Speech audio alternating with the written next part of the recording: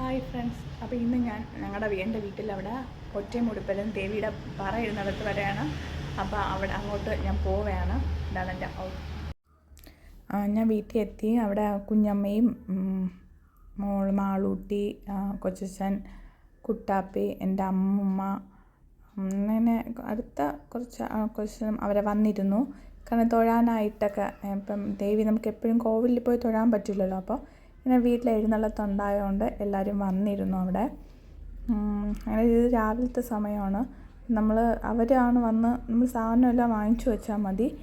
അപ്പം അവിടെ നിന്ന് അമ്പലത്തിൽ നിന്ന് അവർ വരും. അവരെ കൂടെ ഉള്ളവർ വന്നാണ് നമുക്ക് ഒരുക്കുന്നത്. അപ്പം അങ്ങനെ അവരെത്തി. അവർ തന്നെ ഇതെല്ലാം ഇട്ട് ഒരുക്കി തരും. പറയ്ക്കുള്ളത്, ദേവിയെ കൊണ്ട് ഇരുത്താനുള്ളതും അവിടെ പടുക്ക ഇടുന്നതും ഒക്കെ അവരാണ് ചെയ്യുന്നത്. അങ്ങനെ അതാണിപ്പം.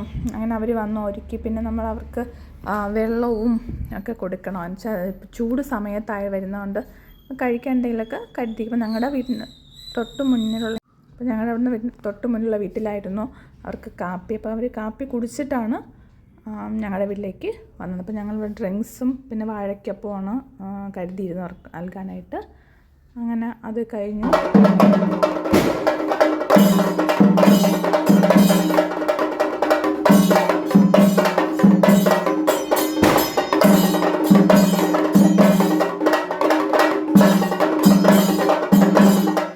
ഞാനാണ് പറയിട്ടത്.